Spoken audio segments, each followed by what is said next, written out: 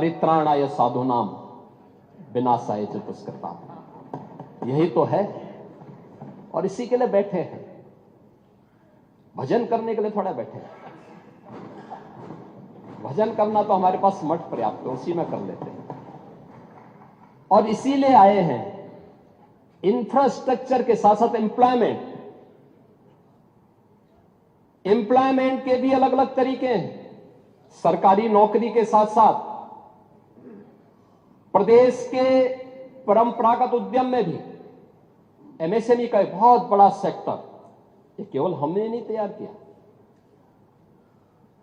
पहले से सैकड़ों वर्षों से है, अलग अलग जनपद से। अब आप ही के यहां काला नमक चावल होता है, ये हमने थोड़े पैदा किया, भगवान बुद्ध के समय से। लेकिन आप कुछ नहीं कर पाए, हमने उसकी ब्रांडिंग की, उसकी पैकेजिंग की, अब उसको एक्सपोर्ट भी करवा रहे हैं। अरे सब हो रहा है, सारे लोग खाते हैं। अब मैं क्या कह रहा हूं, आप नहीं बेच पा रहे हो, लेकिन ये सब जगह हो रहा है, सब जगह हो रहा है। वो साई जी भी बोलेंगे, अब होता है कि नहीं होता है? क्यों आप खिलाइए उनको चावल, क्यों नहीं खिलाते हैं? देखो साही जी और खन्ना जी, अरे नौगढ़ आएंगे, आए रहे हैं। देखो साही जी की एक खूबी है, और प्रदेश के अंदर किसी जनपद में जाते हैं तो सबसे पहले पूछते हैं क्या खाने की अच्छी चीज क्या है, और देश के अंदर भी जाते हैं सबसे पहले पूछते हैं कि भाई खाने की अच्छी चीज क्या है। और मैं एक बार वाराणसी गया, संजोग से भी मेरे साथ थे, तो बीएचयू के सामने से चल रहे थे मेरे सामने, तो वहां के ढाबे बंद होने लगे। मैंने कहा क्यों? कहा कि साई जी जब यहां पढ़ते थे तो हम लोग पहले ढाबा बंद कर देते थे। तो ये स्वयं उसके प्रति सजग हैं, और उन्होंने काला नमक चावल को आपके यहां की एक स्पेशल ब्रांड बनाई है। और मैं तो चाहूंगा कि एक बार साही जी स्वयं काला नमक चावल की खीर पांडे जी को भी खिला दें। तो आप अपने आप बुलाइए ना एक बार। लेकिन आपकी सरकारें जब थी तब आप कुछ नहीं कर पाए, नहीं कर पाए ना। और ऐसे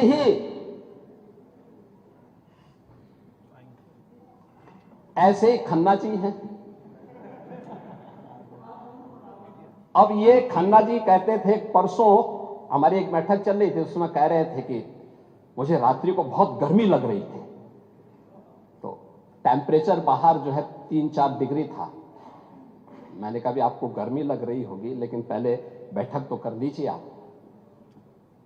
अब ये हाल है, लेकिन हर जनपद के एक एक प्रोडक्ट को, आज की नहीं पुराने समय की थी, बंद पड़ रही थी।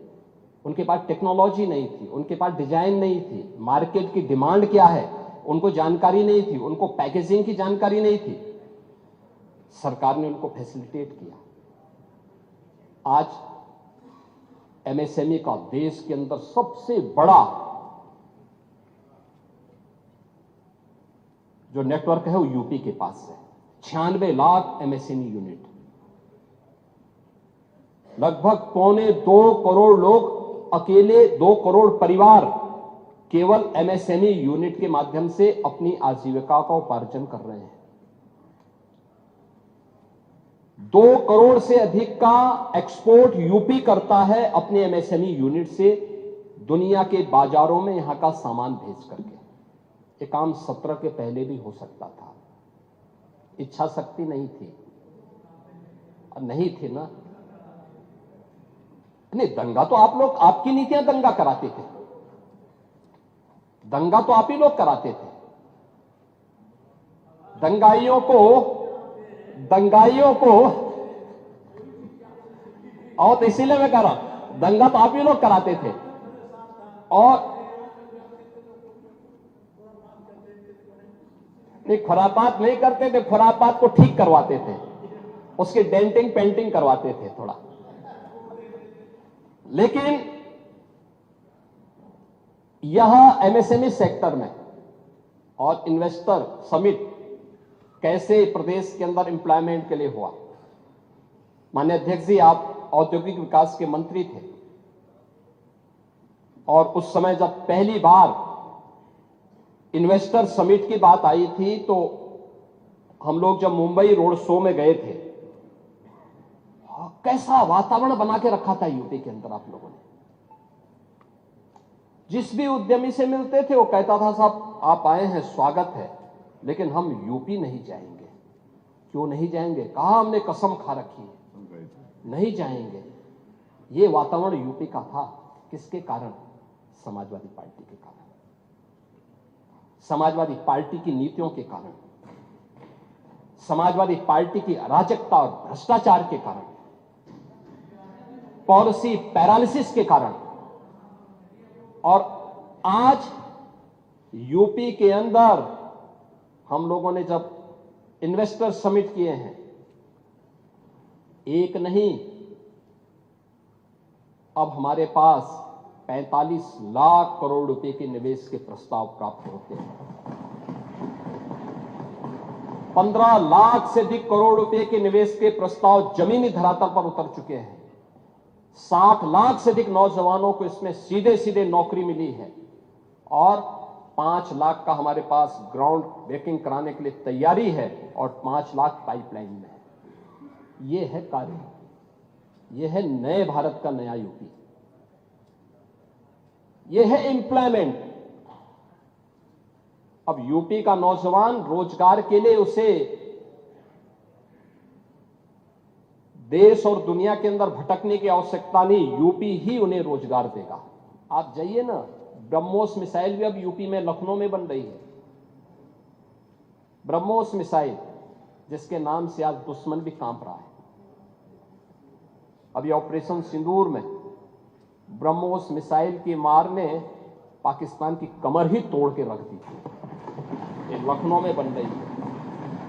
ये डिफेंस मैन्युफैक्चरिंग कॉरिडोर का एक प्रोडक्ट है और वहां पे जितने भी नौजवान लिए गए हैं ये सब यूपी के नौजवान हैं। कोई आईटीआई पास है, कोई पॉलिटेक्निक है, किसी ने इंजीनियरिंग किया है, वे सब यहां पे आज नौकरी प्राप्त कर रहे हैं। ब्रह्मोस और उससे एंकर यूनिट जितनी भी लगी हैं, सब में उन्हें प्लेसमेंट का अवसर भी प्राप्त हुआ है। और वेलफेयर की स्कीम, आप कह रहे थे कि मुख्यमंत्री राहत कोष से जो पैसा मिलता था उसमें कोई भेदभाव नहीं होता था। मैं धन्यवाद दूंगा कि आपने स्वीकार किया। देर आई दुरुस्त आई, और हमने कभी नहीं किया। मैं पूछना चाहता हूं, क्या मकान देने में कोई भेदभाव हुआ है क्या? राशन देने में कोई भेदभाव हुआ है क्या? क्यों आप लोग रोकते हैं क्या? और ये माननीय सदस्य रोक भी नहीं सकते क्योंकि सूची इन्होंने नहीं बनाई है। 2011-12 में जो सेक्स सूची बनी है उसके साथ साथ हम लोगों ने उन गरीबों को भी, जिसको आपने भेदभाव का शिकार बनाया था, उनका नाम भी जोड़ करके और फिर ये वेलफेयर स्कीम का लाभ हम दे रहे हैं। भारतीय जनता पार्टी या सहयोगी दल का एक भी विधायक चेहरा देख करके योजनाओं का लाभ नहीं देता है। रसोई गैस का कनेक्शन हो, राशन हो, आयुष्मान का कार्ड हो।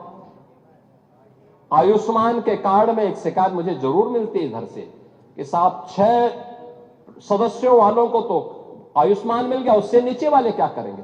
तो मैंने कहा आप भी 6 वाले बनिए। और सब ज्यादा खन्ना जी बोलते हैं।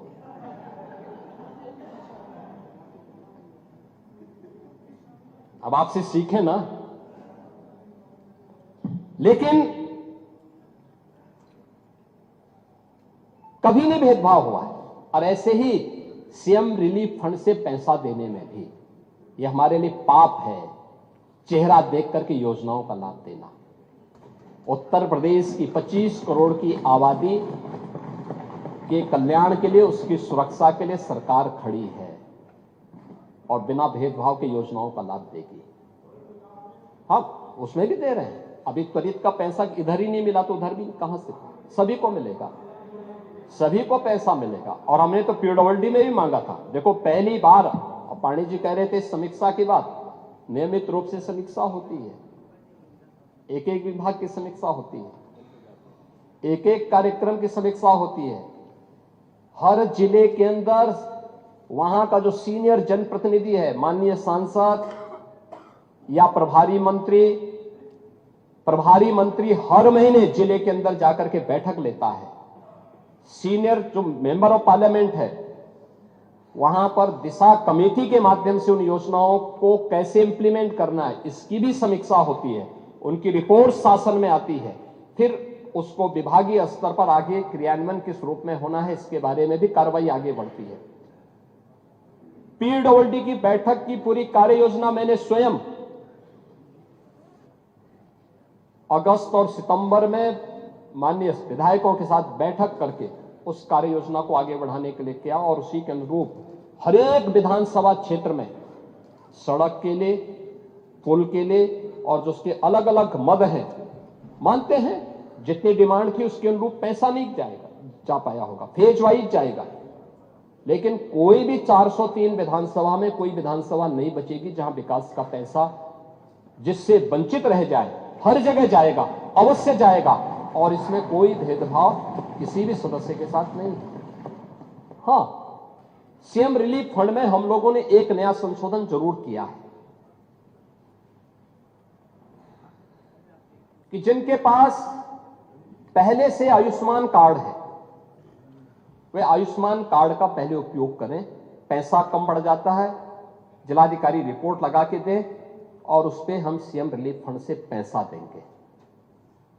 दूसरा, कुछ हॉस्पिटल से हमें कुछ हॉस्पिटल्स की ऐसी शिकायत हमें मिली थी कि इनके द्वारा गलत बिलिंग की जा रही है, उसमें हमें कार्रवाई करनी पड़ी थी। इन सब पे कार्रवाई हुई है, अन्यथा पैसे में कोई रोक टोक नहीं है। और उसमें जो भी सदस्य लिखता हो, इस पक्ष का हो, उस पक्ष का हो, उस पक्ष का हो, किसी भी पक्ष का हो, सबको पैसा मिला है, आगे भी पैसा मिलेगा, कोई इसमें संदेह नहीं होना चाहिए। क्योंकि गरीब के प्रति सरकार की संवेदना है, हर गरीब के प्रति सरकार उसी मजबूती के साथ खड़ी है। इस सरकार की वेलफेयर स्कीम का लाभ भी इसी प्रकार से बिना भेदभाव के प्राप्त हुआ है। और इसीलिए जब अनुपूरक बजट को देने की बात आई, जब कोई नया मद है, कोई नई चीज हम प्रारंभ करने जा रहे हैं, उसके लिए जब बजट की आवश्यकता पड़ती है और हमारे रूटीन बजट का वो पार्ट नहीं है, तो सरकार को इस प्रकार के निर्णय लेने पड़ते हैं। और सरकार ने उन्हीं चीजों पर कार्य आगे बढ़ाया है। और इसी में हमारा जो मूल बजट था, जिसे हमने फरवरी में प्रस्तुत किया था, वह था 8,08,736 करोड़ 6 लाख रुपए का। अब उसको 88,000 पड़ रहे थे, वो 8 लाख था, 8 करोड़ था। और हमने जो अपना अनुपूरक बजट प्रस्तुत किया है वह किया है 24,496 करोड़ 98 लाख का। ये हमने किया है, जिसमें जो धनराशि उन मदों के लिए जिसमें रूटीन बजट के लिए धनराशि नहीं थी, उसमें एक्सप्रेसवे के लिए, ऊर्जा के लिए, स्वास्थ्य से संबंधित जिन मदों के पे धन नहीं था उनके लिए, निवेश, नगरीय सुविधाओं के लिए, तकनीकी शिक्षा और महिला सशक्तिकरण के लिए जो धनराशि की आवश्यकता थी, उस पर हम लोग इस बजट को हम लोगों ने इसमें प्रस्तुत किया है। इसको लेंगे तो ये पूरा बजट हमारा अब बनकर के तैयार हो जाएगा। यह 8 करोड़ 33 लाख 233